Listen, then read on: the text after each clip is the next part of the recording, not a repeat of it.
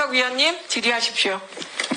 예, 개혁신당 이준석입니다. 우리 강재원 차관님, 지금 이거 탄핵 표결이 내일이고 저는 가결 가능성을 높게 봅니다. 그런 상황 속에서 우리 과방에서 계속 얘기했던 정보통신 정책 같은 것들 지금 산업도 그렇고 굉장히 혼란스러울 수 있거든요. 그래서 우리 얘기했던 알뜰폰 정책이나 아니면은 또 단통법 정책 이런 것들 지금 윤석열 정부 하에서 추진됐던 정책들일 텐데 어떻게 추진할 건지 간략하게 설명해 주십시오. 정부가 계획되어서 발표할 수 있는 내용 스케줄대로 진행을 하고 있습니다. 그럴 계획입니다. 아까 위원장님 주셨지만 국회에서 법이 정리되는 부분에서는 최선을 다해서 법이 될 수 있도록 노력하도록 하겠습니다. 그리고 그거 외에 정책적 판단에 대한 제4이동통신 추진이나 이런 것들은 어떻게 될 것 같습니까? 그는 지금 계엄 이후에 여러 가지 상황하고는 관계없이 저희의 판단에 계속적으로 연구하고 있고 곧 조만간에 입장을 정할 계획입니다. 예, 김태규 위원장님, 잠깐 제가 좀 실무적인 질문을 좀 드리려고 하는데요. 지금 민주당과 법야권 주도로 상당히 광범위하게 국무위원하고 검찰 공무원들 탄핵을 지금 걸었지 않습니까? 그런데 방통위원장도 지금 탄핵이 걸려 있잖아요.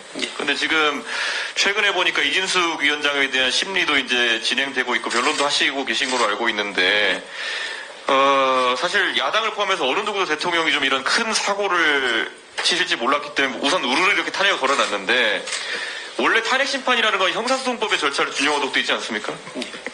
그렇다면은 이 형사소송법상 원칙 중에 하나로 보통 선입선출을 얘기하는데 이 원칙이 헌재에서도 적용된다고 보십니까? 마지막 부분 다시 한번 말씀해 주세요. 선입선출로, 그러니까 먼저 들어온 사건부터 처리해서 내보낸다, 이 원칙이 적용된다고 보십니까?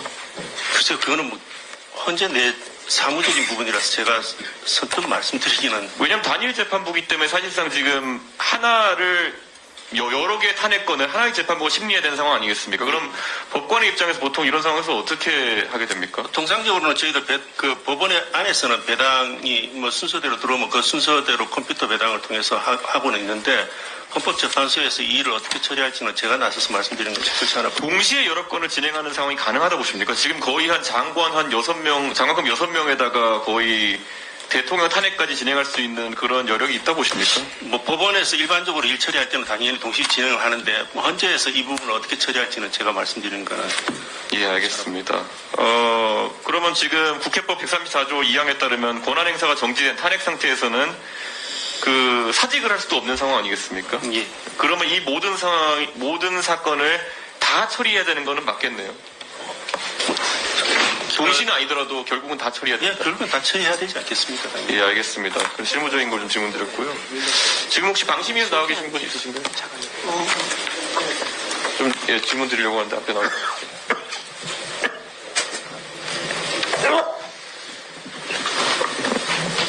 방심위의 가짜뉴스 신속심의센터 작년에 운영하다가 접었었죠. 종결했습니다. 예, 끝냈죠. 그런데 그 가짜뉴스 심의 기능 자체는 아직까지 방심위에 존속하고 있는 거로 보는데 맞습니까? 신속심의 제도가 지금 존속하고 있습니다. 그러면 신속심의가 가짜뉴스를 심의해서 그것이 가짜뉴스인지 판별까지 내려주는 기능이 있는 거 맞죠? 지금 현재 신속심의를 통해서 그런 가짜뉴스란 테두리가 아니라 일반적인 우리의 규정에 따라서 위원님들이 심의하고 있습니다. 그럼 오늘 본의원실에서 저희가 윤석열 대통령의 최근의 담화나 이런 것들 전부 다 가짜뉴스로 신고하려고 그러는데 심의하시겠습니까?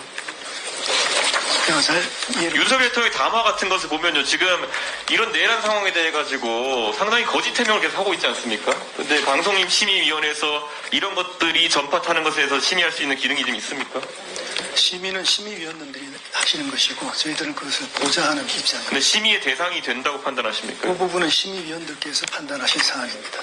왜냐하면 방송심의에 대한 규정에 보면은 방송은 사실을 정확하고 객관적인 방법으로 다뤄야 하며 불명확한 내용을 사실인 것으로 방송해서 시청자를 혼동케 해서는 안 된다. 근데 지금 대통령이 본인의 방송 또는 담화를 통해 가지고 계속 본인에 대한 변명 또는 가짜뉴스를 전파하고 있는 거 아니겠습니까? 담화 보셨죠? 예. 그러면은 담화 보시고 그 내용 중에서 국회의원들의 출입을 방해하거나 이렇게 한 적이 없다는 내용이 사실이라고 보십니까? 그건 제가 판단할 문제는 아닌 것 같습니다. 그거는 저는 판단할 수 있을 것 같아요. 저는 못 들어오게 했거든요. 근데 이러면 당연히 심의의 대상이 돼야 되고 방심위도 대통령을 심의할 수 있다, 그렇게 생각하십니까? 아까도 말씀드렸지만 심의에 대한 것은 위원님들의 소관입니다. 네. 예, 유상임 장관님.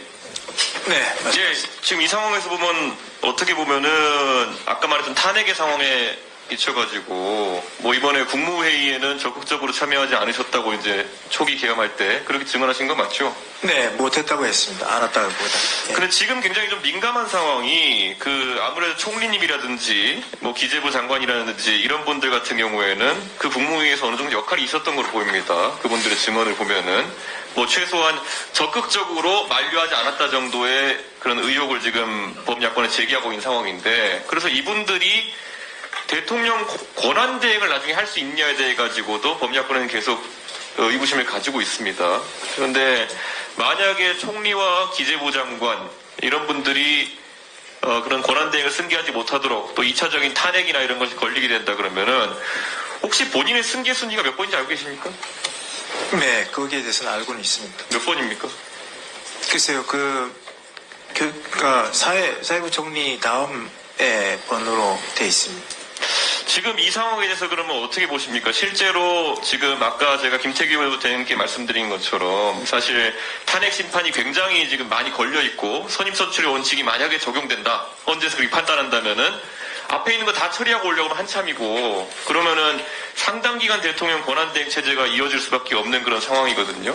그러면 그 부분에 대해 가지고 지금 현재 국방부 장관도 지금 승계하려는 사람이 없고 이번에 보면 대통령께서 국방부 장관을 두 분에게 순차적으로 제시했는데 다 거부당하셨습니다. 대통령께서. 사실 그게 정상적이죠. 지금 누가 윤석열 대통령과 국무위원을 하고 싶겠습니까?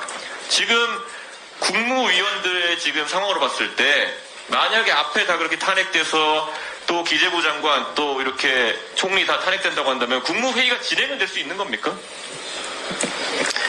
예, 형식상으로는 가능하다고 보입니다. 뭐 지금 그런 일이 벌어져도 형식상으로는 가능한데 그러나 그 후임이 정해지지 않기 때문에 각 그 장관이 없는 부서는 정상적인 업무를 하기가 상당히 어려울 것 같아서 글쎄요, 유지가 될 수 있을까 뭐 이런 염려가 많고 그렇게 되면 이건 이 정치 상황과 상관없이 상당하게 혼란을 주고 또 국정이 잘 안 되기 때문에 국민들한테 상당한 피해를 줄 것 같다는 우려가 있습니다. 저는 대한민국이 이런 상황을 처음 겪기 때문에 윤석열 대통령이 빠르게 세계적인 결단 내리지 않으면 국무회의 자체도 정상적으로 운영될 수 없는 상황이다라는 것을 지금 질문 드리고 있습니다. 예, 수고하셨습니다.